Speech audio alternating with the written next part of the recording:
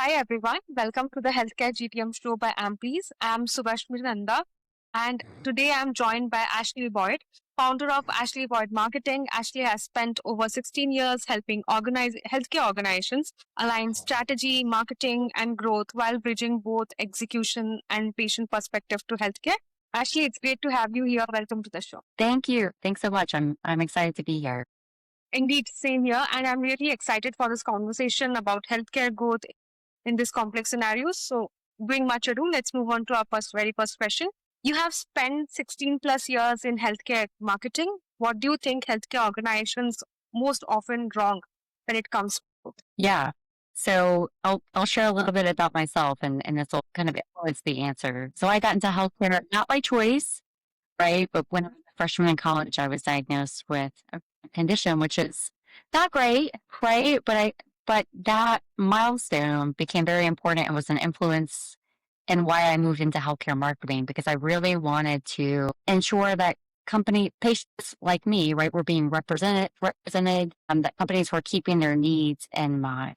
And I feel like, so to answer your question, what's missing from a growth perspective, very common for a lot of early stage companies to have an idea or an assumption, build these marketing plans, drive growth, but they haven't validated, right? And spent time with end users to make sure that the solution is meeting unmet needs, that their marketing and their messaging is really targeted to these people.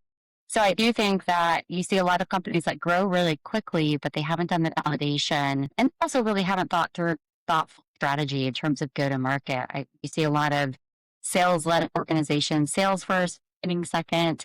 So I think strategy is really, really important, making sure that your strategy is built around the people that you're looking to serve. And I think that's something that you see with a lot of early stage companies where they move so fast that then they're playing clean up and catch up after the fact, as opposed to going through and really kind of aligning on the strategy up front. That's interesting because a lot of companies immediately jump towards execution, as you suggested, that they focus more on sales rather than other important things like campaigns, content, paid channels without solving the foundation first. Yeah, completely. I see that all the time, right? I think it's more common for early stage company, and I think we now have AI, right, that gives us a lot of capabilities, but AI doesn't build strategy. AI doesn't create marketing content. AI is a tool to help you move more efficiently, but in absence of the strategy, right, you're just kind of reacting and doing things that may or may not be well intentioned and or aligned with what your end users need, want, desire. Yeah, for sure. Indeed. So you have also experience of working with growth stage healthcare organizations, as you suggested. So what is usually the first thing you look at when a company comes to you saying we need more growth? Yeah, this is usually pretty easy, right? So if a company says, I need more sales, right? I need sales. The first question I ask is, do I understand what it is that you're selling, right? What is it you're selling? Are you selling what you're selling? Do people understand your value proposition? That's usually a great place to start. I think it's common with a lot of these companies. I was just talking with a client this past week where they got funding, they're growing pretty quickly through sales, but I'm hearing that it's very common for people to be in a meeting and a new pitch, and the prospect will say, look, thank you. I still don't understand what it is that you do. So I think you see a lot of that, right? Where there's a lot of unclear messaging that's not easy to understand. Sometimes you have these really complex technologies that might be understood by, some people, but when you're designing for the mass market, it's so important to ensure that your communication is clear, but also people are speaking the same language within a company. If you don't have those things really figured out, it's going to inevitably make growth very hard. If a company says I need to drive growth, I say I can help you, but let's start with the basics. Are we all telling the same story? Have we really built a strategic plan that aligns your value proposition to your target audiences? And if you haven't done that, right, then it is going to make growth really hard. You're just going to be pushing a lot of messages that may or may not resonate in front of people.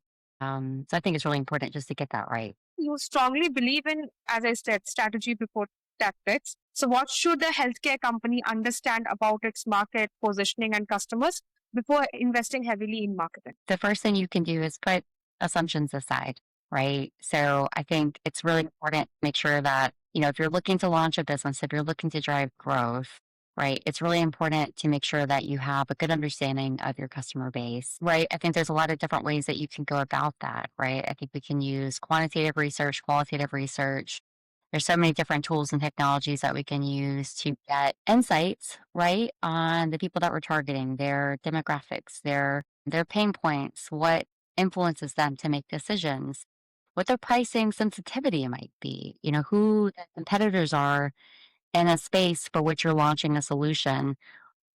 That's essentially just due diligence that all companies have to do, right, before they build a market plan. And as part of it, because who wants to get $1 million, build a marketing plan, and then realize that once they launch, they look just like, the competitor down the street, and or they're speaking French to a market that was expecting a Spanish solution, right?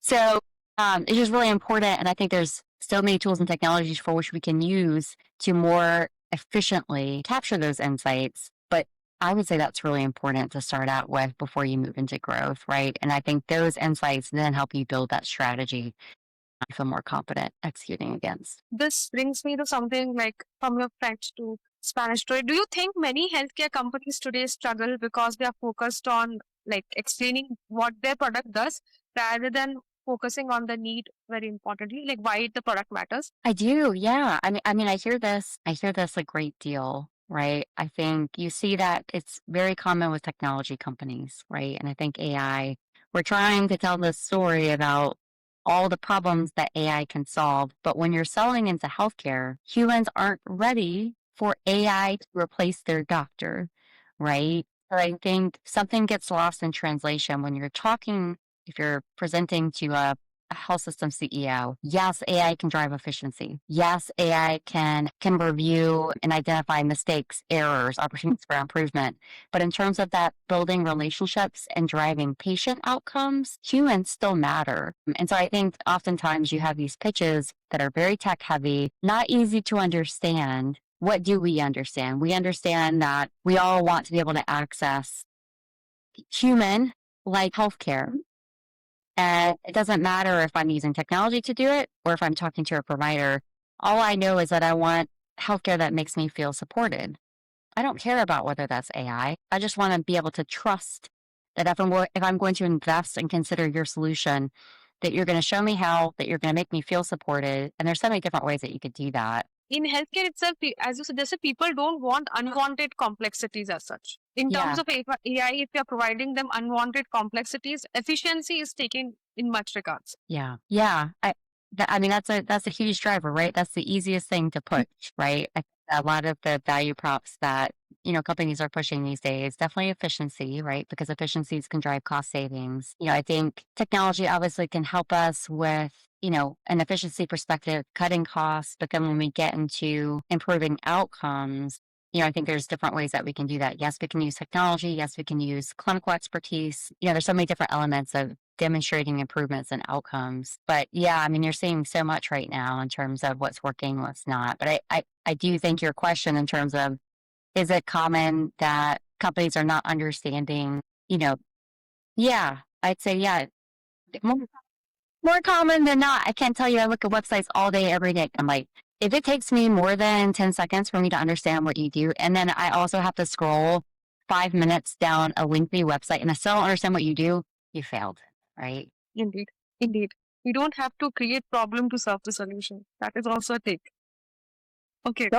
Don't create another problem if I'm not asking for it, right? Solve my problem of it in 10 seconds. Don't make me work for it. We're definitely living in somebody said it the other day. Yeah, it's an attention deficit society, right? Where nobody Yeah. has everybody paying attention. People are very distracted. You know, favorite phrase in marketing is keep it simple, stupid. But of course, make it compelling as well, right? But I think brevity is key, speaking to real people as opposed to talking at people because you think an idea is great. Indeed, indeed. And actually, there are a lot of things that we hear here, but Since we're talking about AI, we also need to understand the importance of having credible data, reliable, actionable data when it comes to healthcare marketing and GTM decisions. So, where do you see companies struggling most with using data? I think how companies struggle with using data, in my experience, often depends, is kind of influenced on budget, right? I think with a lot of earlier stage companies, you see limited tech stacks, right? They're not as comprehensive as some of the bigger companies that have bigger budgets, right? Case in point will be, a lot of early stage companies may not have a marketing automation platform in a CRM, right? They might just have a CRM. So I see a lot of companies struggling with the ability to, if someone says, what's driving growth? Well, they don't have the systems and the data to be able to tell them to the nth degree what's working versus what is not. And I think that results in a lot of wasted time, a lot of wasted budget. So I think from a data perspective, obviously, I think technology is key. Your tech stack, people think it solves all your problems. I don't know that that's always the case in point. I think it's really important that companies align on what does growth look like? What does it mean? Do we have a way to measure and track the impact of what we're doing from a marketing and sales perspective? Again, that's the lane I live in, right? Is helping companies drive growth, build brand awareness. And I think in absence of that data, you're just guessing. I think AI automation has changed the game from a marketing perspective and a sales perspective. So that's really exciting to see. Now, us marketers have that we can use as a superpower to be able to present data that's meaningful to other people. So I'm really excited about that right now. I still think we have a ways to go, and I still think that there's kind of an unfair advantage in terms of, the size of your tech stack. Some solutions are more expensive than others.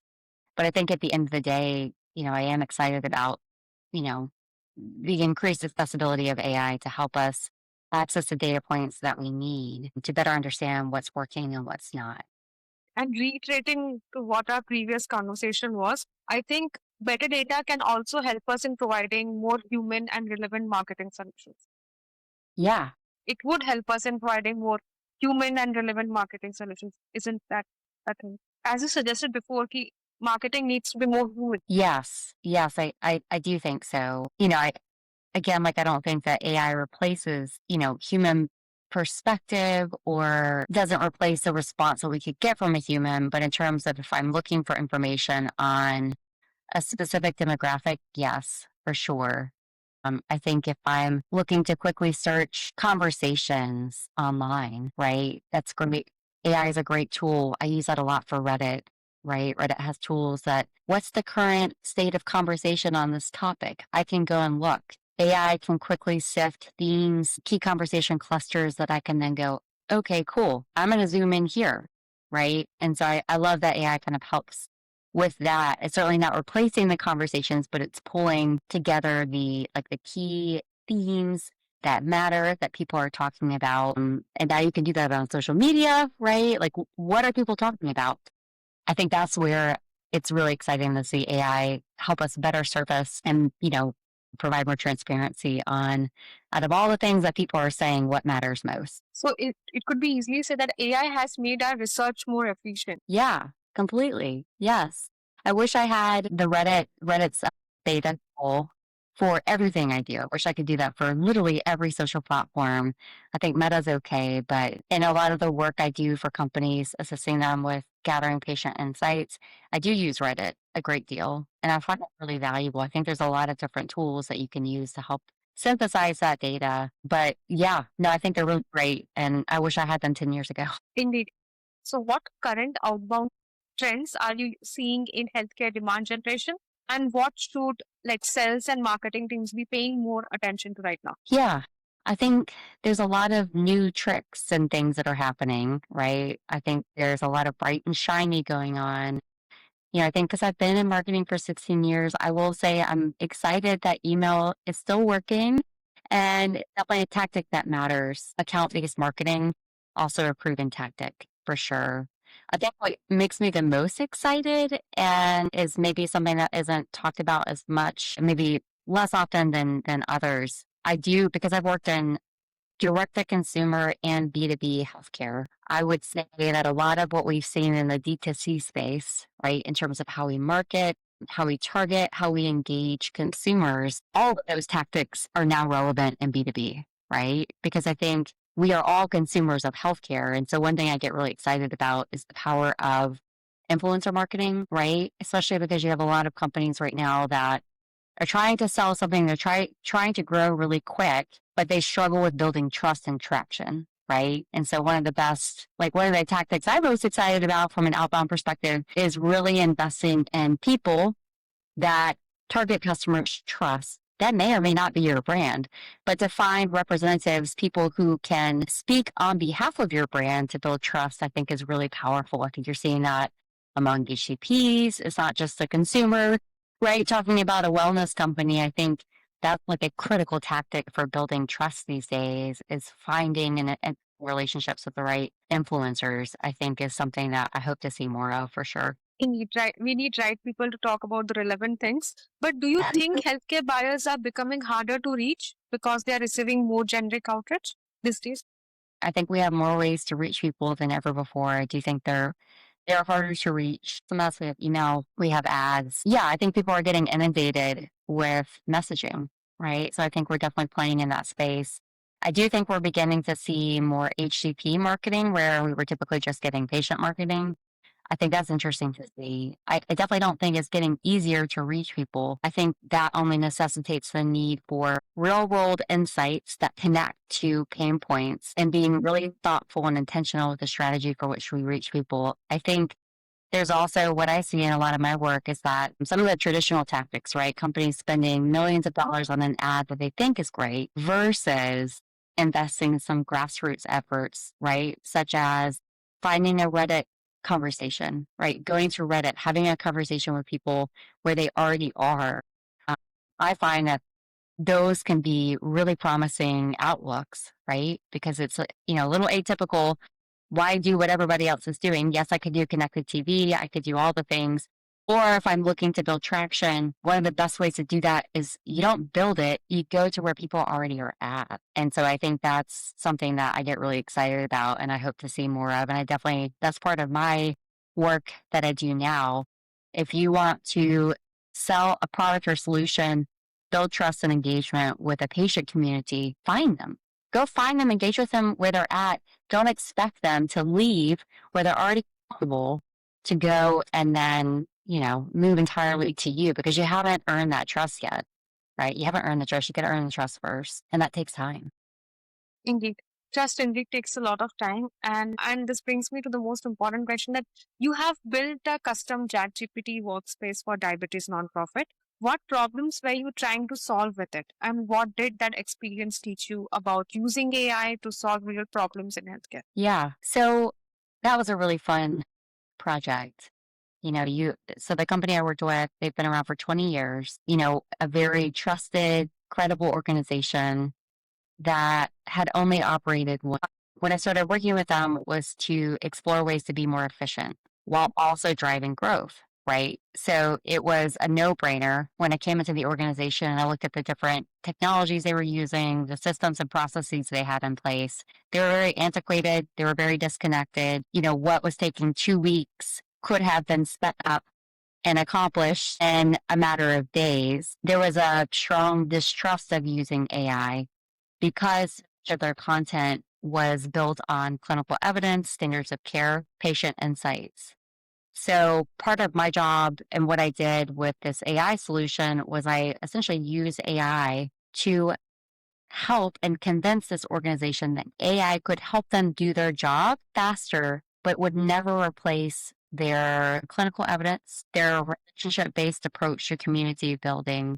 It was simply a vehicle to help gain insights more quickly, create content, but all of that would have to be vetted by real humans. And so I essentially built a tool that this nonprofit could use that was built on established clinical evidence, right? So it wasn't something random, but it was something that just helped them operate more quickly, get more work done, but still required the same level of clinical review as they would if it was written by a human. So that's how they use AI. And I think make them more confident that they could incorporate technology and they could use AI safely without dramatically changing how they had been operating as a business. You could still maintain who you are, what's important. Technology just helps you do it better and faster, in my opinion. So it was really exciting to see. And it definitely took some handholding, right? Some training and then collaboration on a few projects for the team to feel more comfortable, when they saw the impact and how it helped things move more quickly. I think everybody was really pleased. You somehow built their trust on AI. Yeah. Yeah. But you have to understand a lot of companies are not, especially when you have companies that have been around for a long time and have done things a certain way. And there's a lot of scrutiny, right? From like a legal, medical perspective. A lot of people get very nervous about the use of AI because it could expose you to risk. I think there's also privacy concerns, right? That are really careful to avoid, right? You obviously don't want to share any PHI. We don't do any of that. So in this context, it was purely an informational, creating educational content for other people. There was nothing related to a specific patient or person. And so I think in that case, it was a good case in point. But I can see scenarios where companies need to be really careful about how they're using AI to make sure that they're avoiding any legal, medical liability, and just making sure that they've got their privacy settings set up appropriately so that everything is secure. I think that is the one first thing that if you have to go to a healthcare organization and suggest them one important thing before implementing AI, would this be that they have to take care of the privacy settings and everything? Yeah, I think I think it's important, right? I think before using AI, I think the bigger question is privacy as a component. I think the question they need to answer is what problem am I looking to solve with AI? Because I'm not sure that every AI use case is a worthy problem to solve. If you see one biggest opportunity that AI is creating in the healthcare market, what it is for marketing, like specifically. Like I said, I think some of the automation capabilities are really great. They help us, operationalize the marketing more effectively. Outside of that, I think smarter, more accessible data, improved efficiency. I do not think that we're in a place for AI to replace marketing or sales, right? I think, there's a higher level of regulation and scrutiny that goes into healthcare and trust building. And AI is not the replacement for that. It is simply a capability that helps us do our job better. This sums up the entire like advantages of AI per se. But if I have to bring everything together, which is strategy, data, technology, and understanding the customer, it comes down to building a strong GTM engine that AI does enables us to. So this helps us in moving on to our last question. When a healthcare company has a great product but needs to turn it into a sustainable growth, what does a strong GTM strategy actually needs to get right? That's a really great point. And I think it kind of takes me back to what I said earlier, right? So if you want to build a sustainable growth plan, that's going to be dependent on trust. Have you built and established trust? Right. I think when you get into growth, right, there's getting new customers, there's retaining customers. You want to keep customers around, you want to keep them happy. It is more expensive to go and acquire a net new customer than it is to manage an existing customer. So then, therefore, trust is required, right, to build a sustainable trust, build a sustainable growth model. And so I think just that inherent commitment to building trust is really important, super important. I think there's so many ways that you can go about doing that. I think building trust starts within an organization, has to be endorsed by leadership. It's got to be something that is like a company pillar, right? How do you build trust? What are the ways we build trust? Part of that's how do we communicate? Do we communicate in a way that people understand?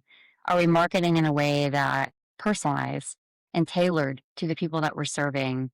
How are we problem solving? Are we being transparent about things that we're seeing? Are we, providing visibility in terms of what we're doing that's working versus not? How do we leverage data, right, to understand opportunities that we need to serve better, that we can market and deliver value to people in a meaningful way? I think trust has so many different levers, but I would say that's the biggest deficit that we're seeing in healthcare right now is trust, right? So I think driving sustainable growth, you can't do one without the other. You cannot build a sustainable growth plan if you don't have trust established, right? And are doing all that you can in context of also using data to understand where your gaps are.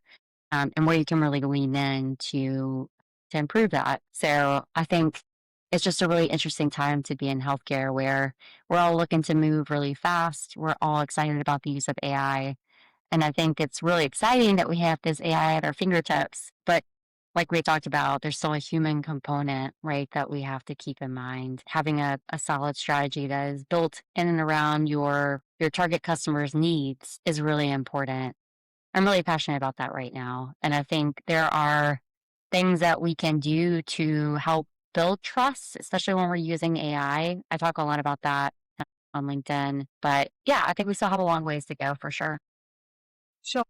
Actually, that's a great point. Understanding the market and building trust and consistently reaching to the right people is indeed really important. So before letting you know, there are two important questions that I need to ask. First is, please tell us what are the some of the tool stacks that you use predominantly and which is the most favorite one for healthcare marketing? Yeah, love HubSpot. That's definitely like my preferred, healthcare marketing automation, CRM. Other tools I use, obviously I use Reddit as well. I'm using ChatGPT, I'm using Claude, I'm using Copilot, right? So I actually work with a lot of the different AI models and I don't know that I have a favorite yet.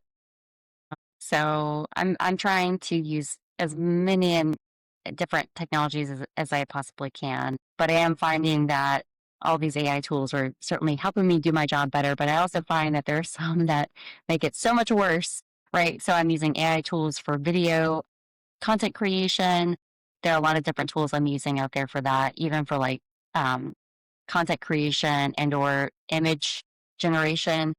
I think we still have a really long way to go from those tools being trustworthy. But as long as I've got a strategy, I have alignment on who my target market is. I do find that if I teach the AI and I give it the proper prompts, that certainly helps, right? You avoid like AI slop.